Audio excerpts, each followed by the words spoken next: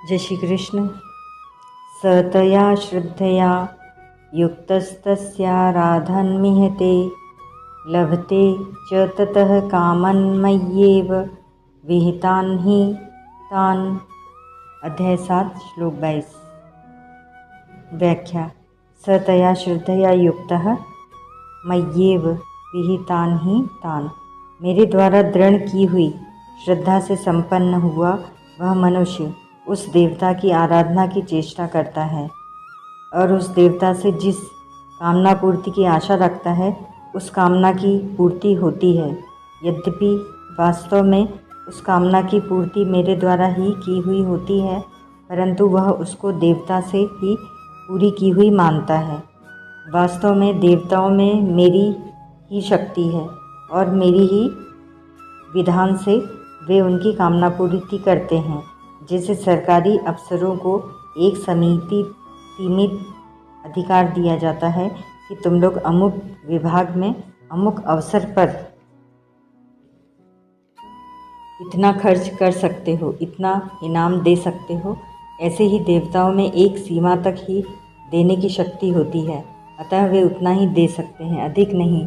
देवताओं में अधिक से अधिक इतनी शक्ति होती है कि वे अपने अपने उपासकों को अपने अपने लोकों में ले जा सकते हैं, परंतु अपनी उपासना का फल भोगने पर उनको वहाँ से लौटकर पुनः संसार में आना पड़ता है। गीता 8वें अध्याय का 16वां श्लोक। यहाँ मय्येव कहने का तात्पर्य है कि संसार में स्वतः जो कुछ संचालन हो रहा है वह सब मेरा ही किया हुआ है, अतः जिस किसी को जो कुछ मिलता है वह सब मेरे द्वारा विधान किया हुआ ही मिलता है, कारण कि मेरे सिवाय विधान करने वाला दूसरा कोई नहीं है।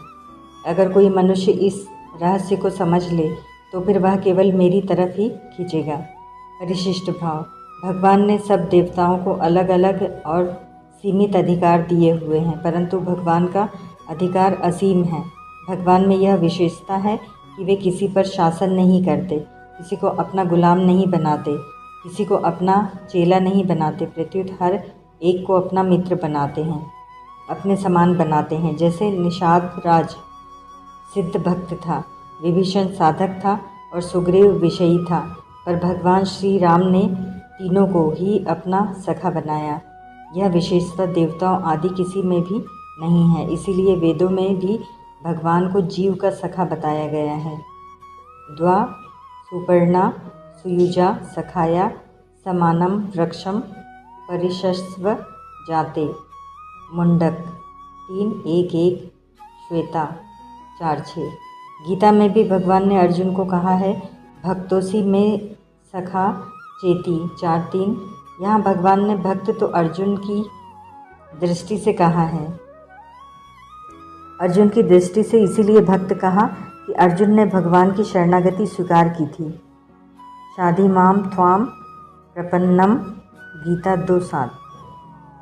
पर अपनी दृष्टि से सखा कहा है। ममे वांशो जीवलोके 15:7। इन पदों में भी भगवान ने एव पद से जीव को साक्षात अपना स्वरूप बताया है। यह मेरा ही अंश है, ऐसा कहने का तात्पर्य है कि इसमें प्रकृति का अंश बिल्कुल नहीं है। ओम तत्सत।